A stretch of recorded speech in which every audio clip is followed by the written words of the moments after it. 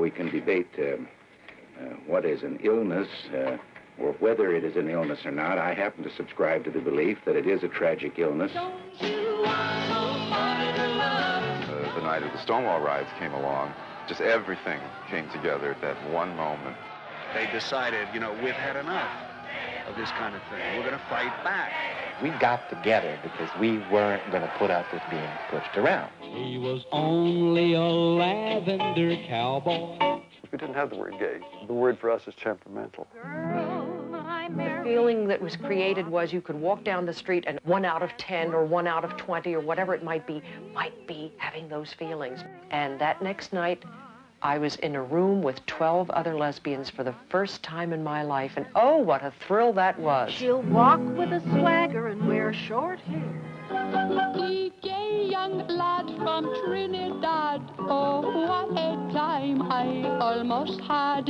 He was as gay. Well, I understand that we're being picketed by a group of homosexuals. Too gay for me. For those of us who were homosexual, it was suddenly the realization, why are we being intimidated by a bunch of jerks who don't know anything about life? You're all outlaws in the eyes of America. Most of the women that I met had husbands, but they would go with women just the same. They just come out a little more. They did the same thing when the men was home, but they wouldn't let nobody know it. That's why I know 1/2 of the world is queer. Sing it aloud, I'm gay and I'm proud.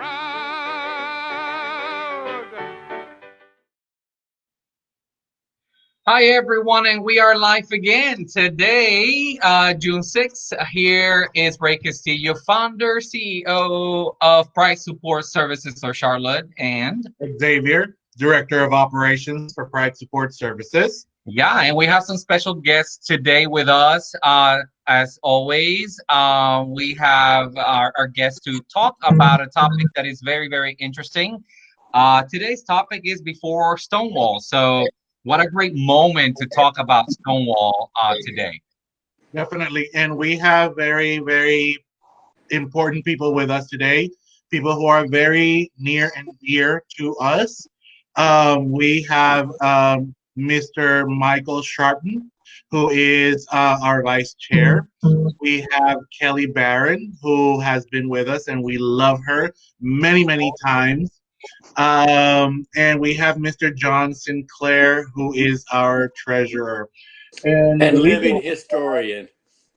And yes, historian, and definitely. historian. And the reason we brought these three very spectacular people is not only because they have been in our queer society for a long time, and they're leaders in our community, but they really, really know our history and love our history. So we brought them together so they can kind of teach us, the young ones, about how was it like. That's what I was going to say. Rumors, but we do appreciate, in fact, everything that that other people have done to allow this moment to be real for us. So thank you for all of those who fought the good war out there, so that today I can sit here, Xavier can sit here, and this panelists can sit here together and have this discussion, right? So I'll just open it up first. Michael, just say a big hello and whatever you want to say real quick.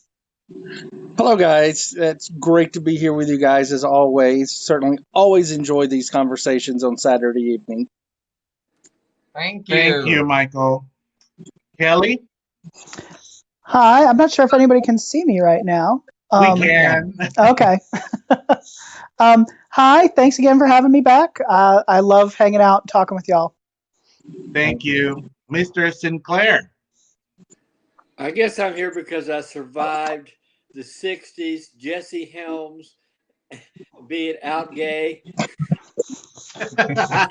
before there were bars, the internets, and everything else. And we still found a way. Thank you for surviving, John. We couldn't have done this without you. Absolutely. And let's just go ahead and open up the topic, right? And, we had a very interesting documentary that documented the Stonewall, right? And before all of that stuff, very historical, very detailed. And we have a huge list about the history and movement of the LGBTQ plus community. But I wanted to make not only this discussion about that and about the history, but I wanted, to kind of open it up so that we can kind of talk from also what we know, but also our own experiences, right? The what happened before, what is happening today, and what may happen tomorrow. So, and before we get started, happy Pride Month, everyone. Thank you for existing. We love you. This world wouldn't be as colorful if we did not exist. So thank you for existing, and thank you for always being queer and staying queer. Absolutely. All right, so let's go ahead and open it up. And we know that the gays' rights movement go way, way, way back in the days.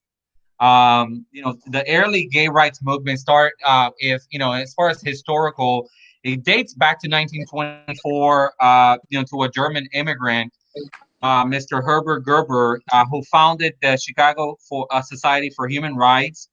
And this was the kind of first documented, kind of homosexual emancipation group, and he did some great work.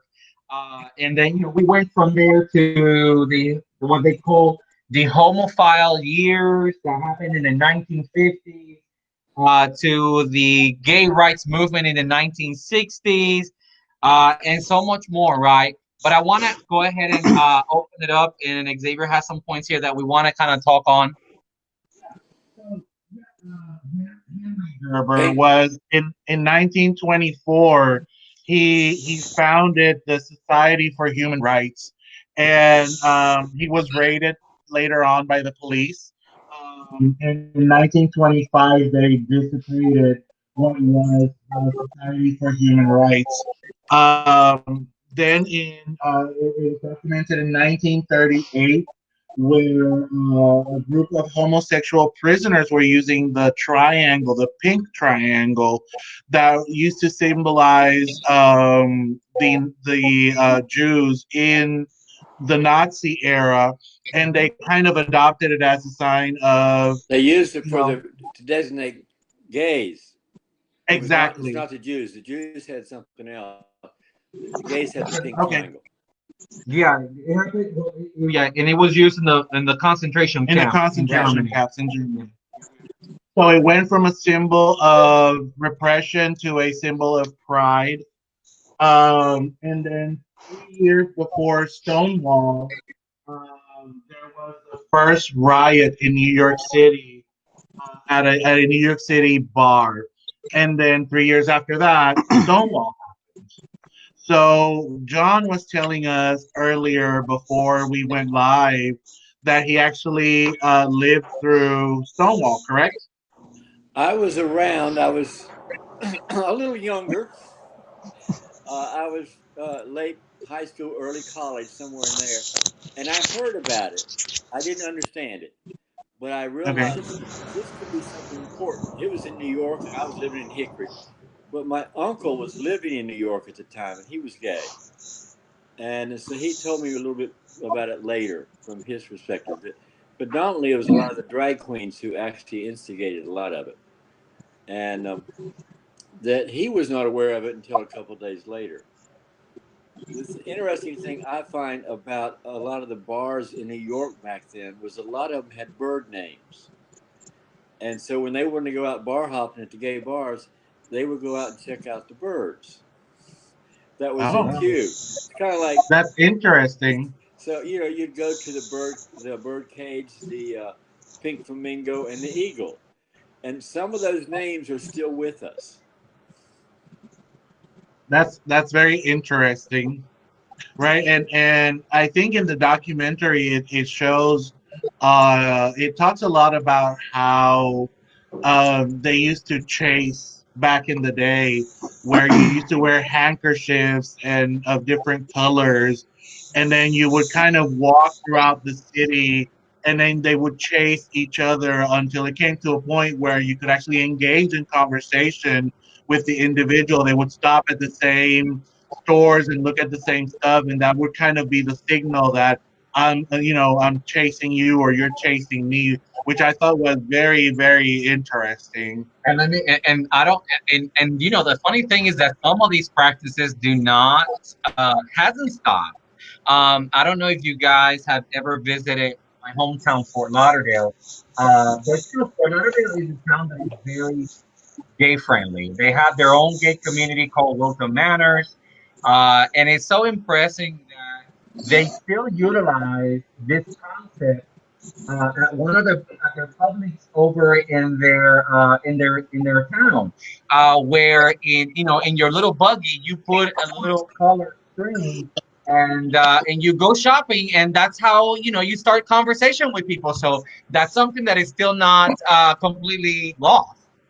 And definitely in the bars, you kind of see people wearing handkerchiefs. And now it kind of has shifted towards the different subcultures within our queer community, whereas you, by the color of the handkerchief, can tell kind of what subculture or what kink. You can go online and find the hanky code. Definitely. I have actually seen that, John. It depends on whether you're wearing the right pocket or the left pocket. Yeah, definitely. Well, okay, so John, so what happens if you wear on the right pocket and the left pocket? What does that signify? I have no idea. I don't know. I just okay. One's top and one's bottom. Like if you have, I know the yellow handkerchief means peeing. You either want to be peed on, or you want to pee somebody. And don't even get me started with the brown ones. Oh Lord, but great. We were creative even back in the '60s.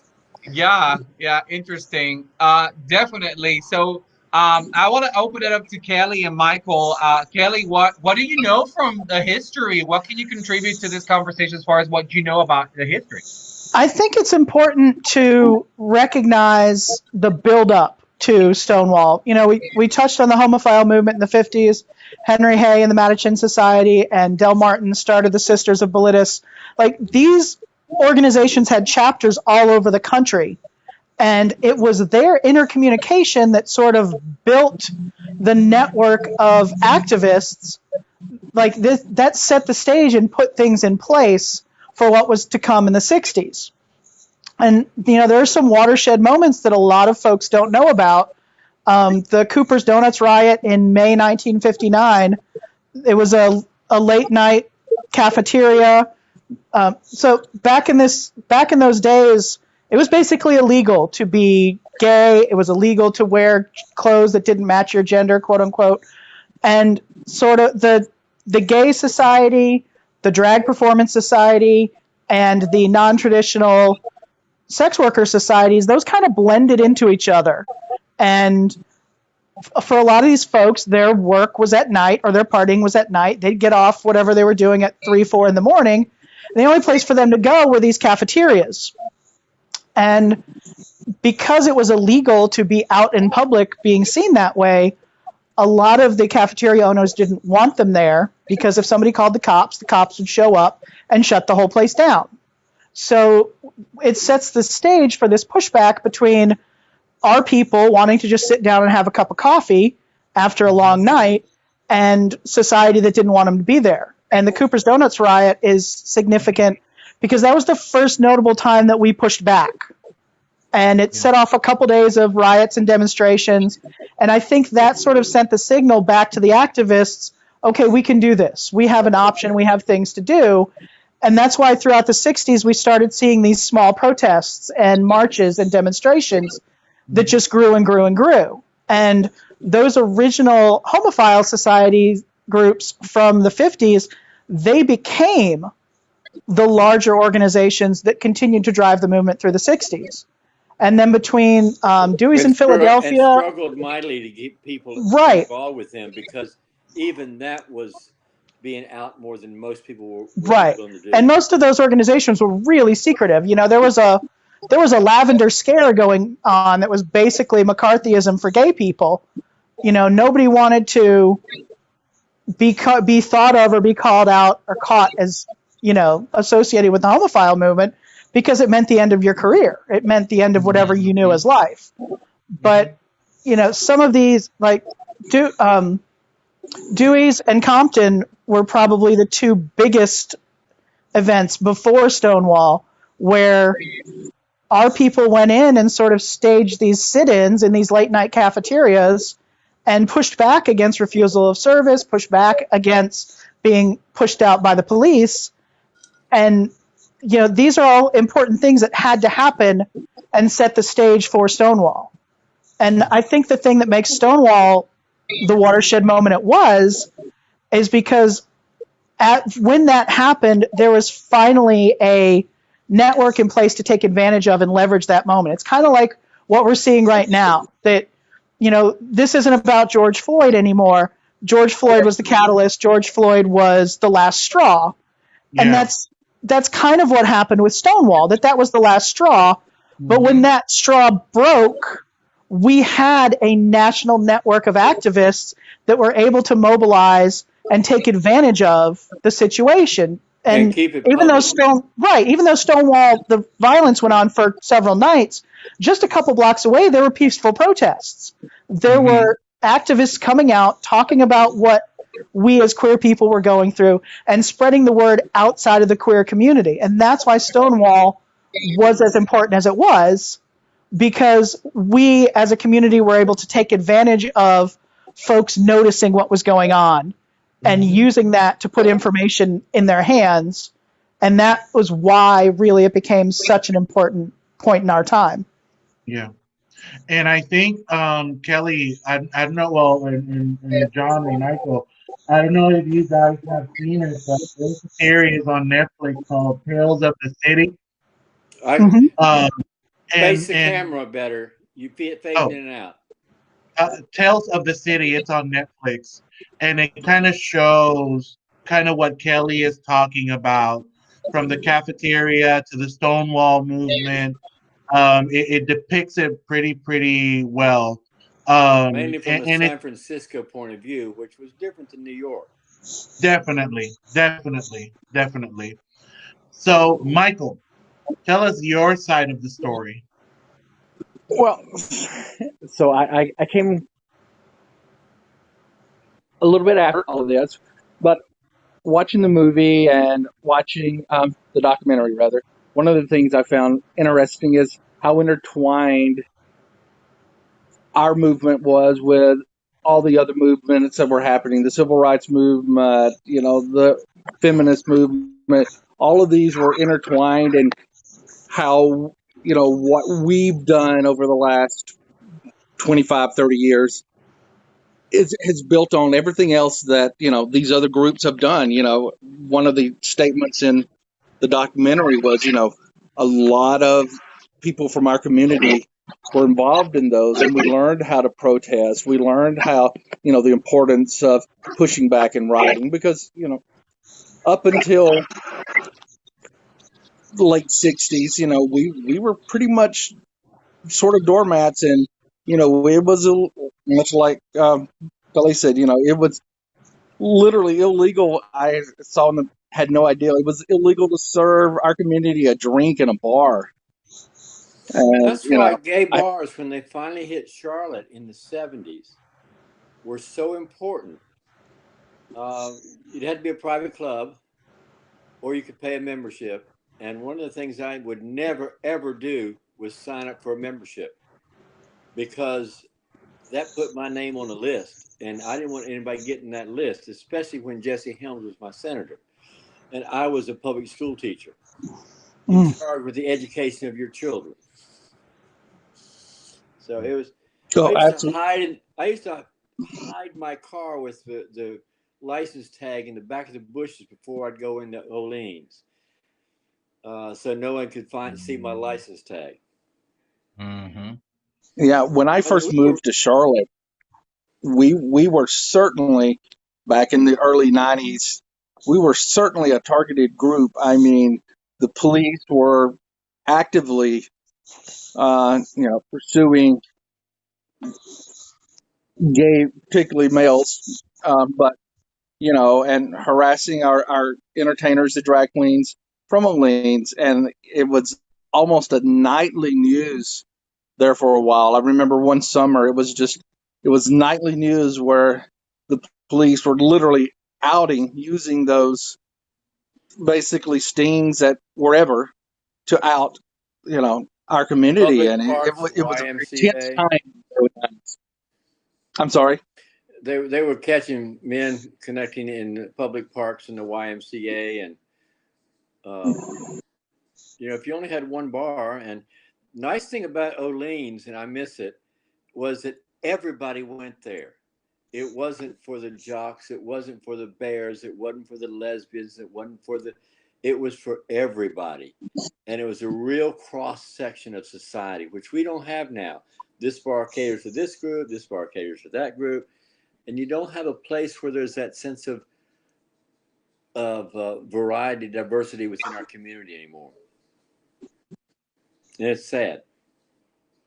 I think that's a lot to do with John, that there's so many more bars back, there used to be only Orleans, or there used to only be the Scorpio. Those were basically your two choices. I'm sorry, John? I remember when Scorpio opened. Yeah. Wow. So bars in one town. And it used to be one bar right? that was only open after 10 o'clock at night in Raleigh, a place called O. Henry's. When you talk about when you look at all of the, we talk about the now, right? I mean, when you look back at history and see everything that was done, right, and everything that was fought for to get us, like I said, to this point where, I can freely come out and say out in the open, I'm a gay man and I'm proud of it.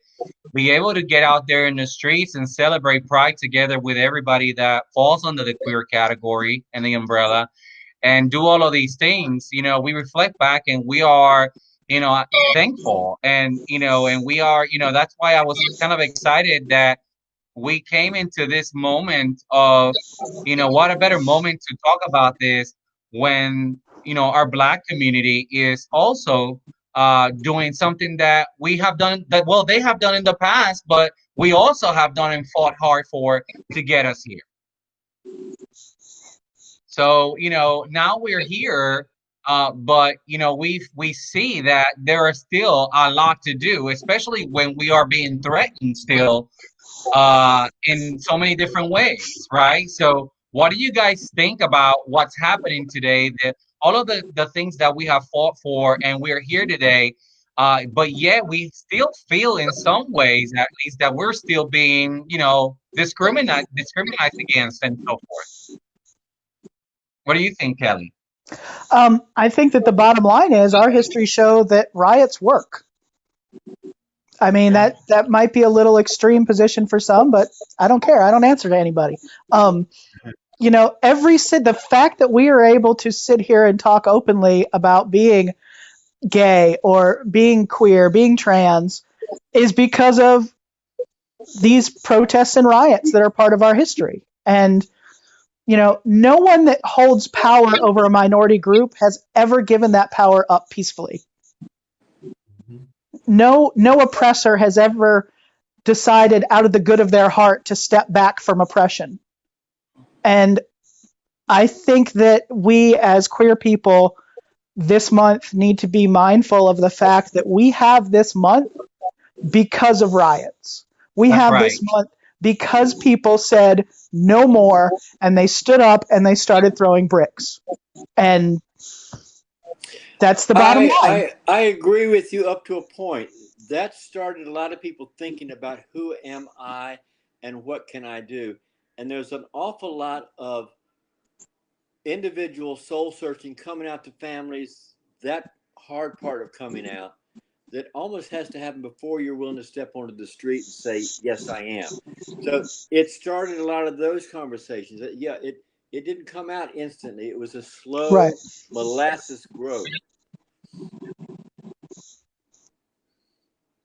Michael. Well, John, I think John brought up a point that, you know, that's sort of unique to our community outside of us fighting for equality, and you know, much like all of these other minority groups have had to fight, we also had to have that internal fight within ourselves to accept who we are, and then that struggle that we have to come out, that we, you know, most of us have had to go through as we come out to our friends and families and everything that, you know, that entails. So, you know, it's like John said, it's almost like we have to have a riot within ourselves to get to the point where we can start helping our communities. So, yeah, there's a lot of symbolism in that.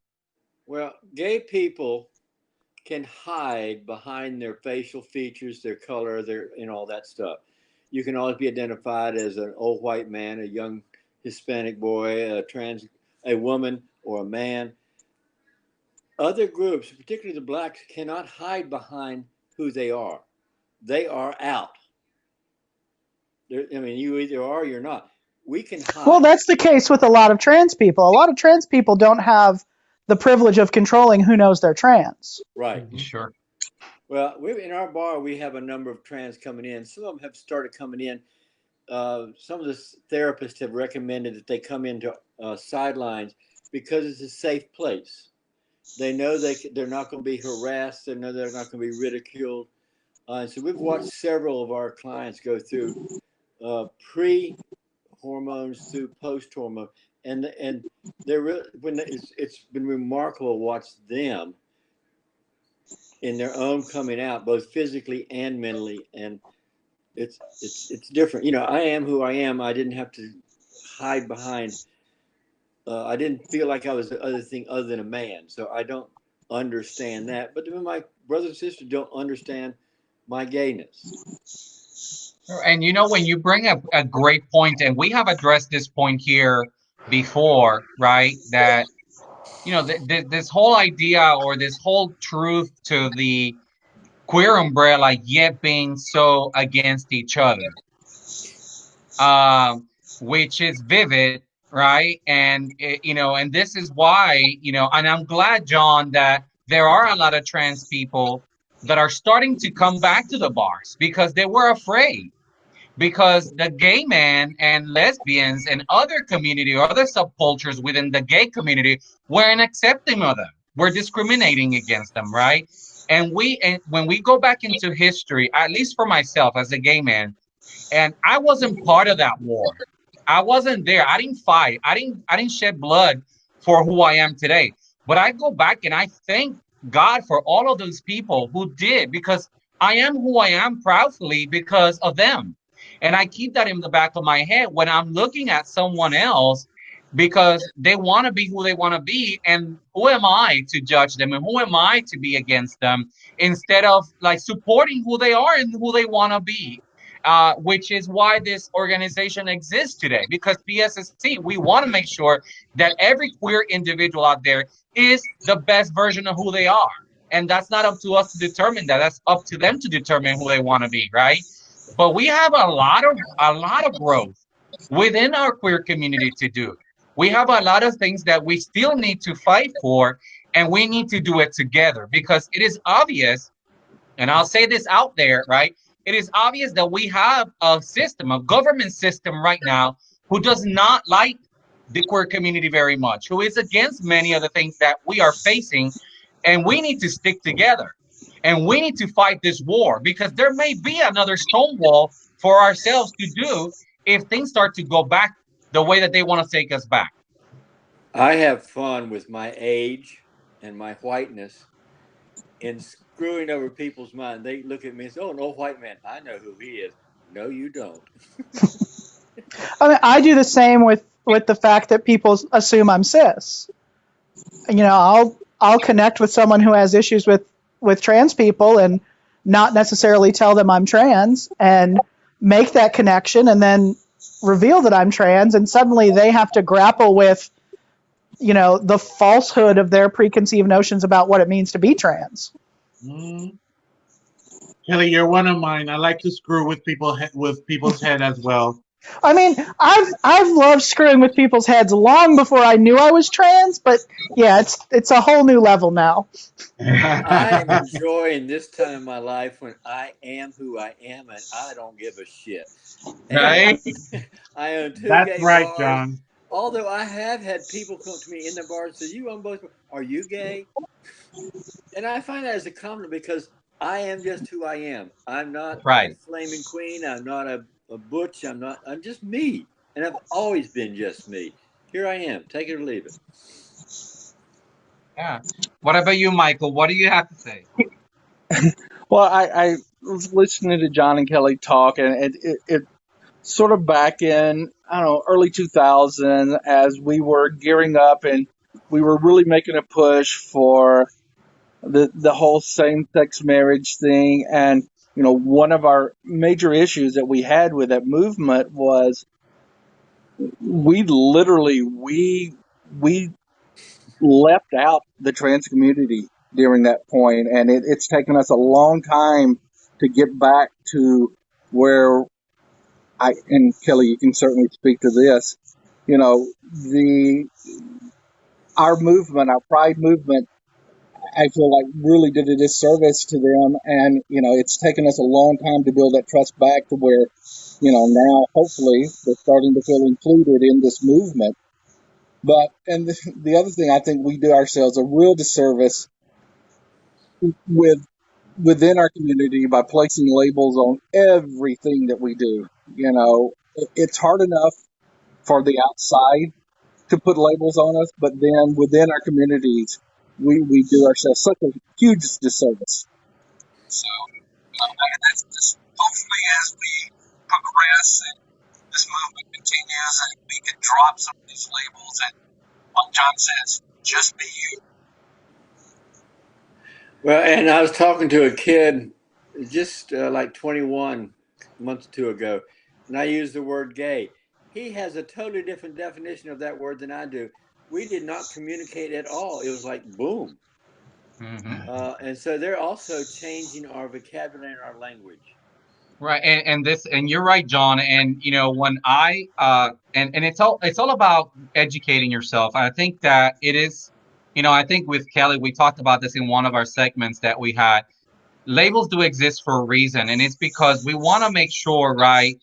Yes, we don't want to discriminate against labels, but they do serve a purpose sometimes, which is, and when we see it from a mental health perspective, a lot of our clients don't know where they fall at.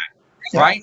And it's a process for them to try to find out who they truly are in this big pride, queer umbrella. I don't know who I am. I'm still trying to figure that, so being able to have a label where they can identify themselves with it's good, right? It's what we do as a community, as a whole, in making sure that we protect that. I'm sorry, Kelli, go ahead. That's okay. I think what it comes down to is when one of the popular existing large labels fits you and feels right, then additional labels start to feel exclusive. But when you don't identify with the big popular labels, what you're looking for in a label is inclusion. So, correct. My labels, there's a lot of them, and it's a pretty long list. But that's because I don't fit underneath some of the other labels. I'm not technically a trans woman. I'm a non-binary trans feminine person. I'm not really a lesbian. I'm a sapphic-leaning pansexual. Like, these are important distinctions to me because they're an important part of who I am. And so having those labels to be able to talk about myself and find other people like me, that's, like we've said before, that's where the value comes in having so many labels. If we strive to see the labels as inclusive rather than exclusive, I think the problem that most people have with labels tends to fall away. We're not looking to cut ourselves off from another group or another label. We're looking to find people more like us. Mm-hmm. And when I was coming out, there were basically 4 labels: queer, faggot, homosexual, or gay. Oh, and then there were lesbians too. We didn't talk about that. In fact, when I figured out who I was in the sociology class reading the definition of homosexuality. And defined homosexuality as someone who is emotionally and physically attracted to the same sex. And I said, that's what I am. I'm not queer. I'm not a faggot. I'm not gay. I'm a homosexual. And that was the only thing I defined myself by for years.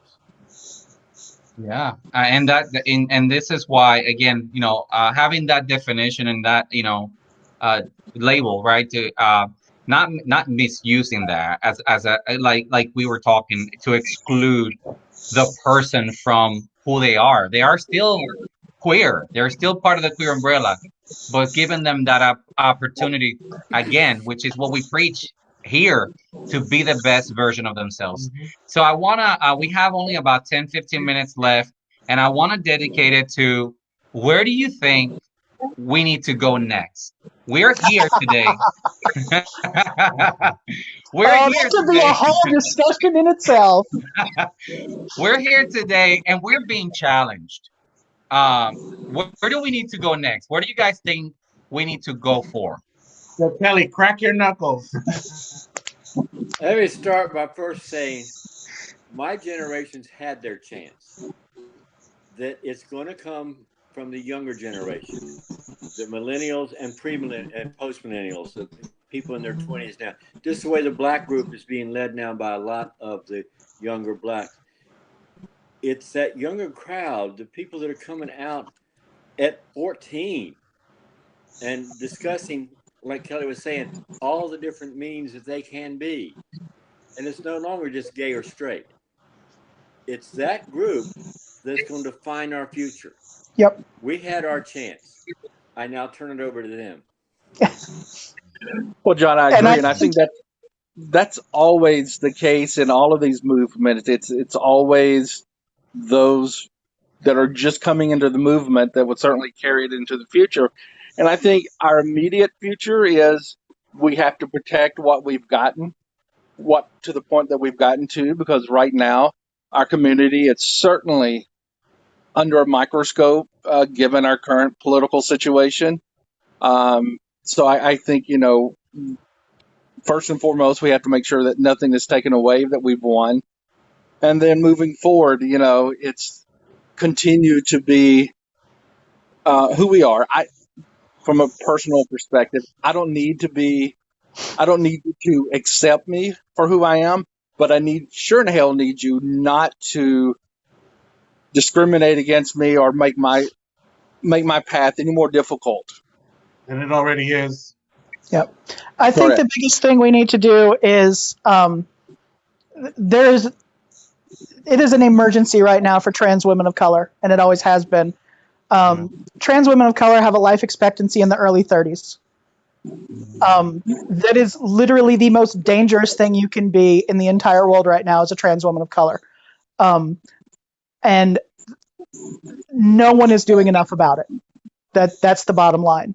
Now, I don't know what that looks like. If I did, I'd be screaming for it somewhere. But I think that's the problem we need to solve first and foremost with as much rapidity as possible, because we are losing our black trans sisters.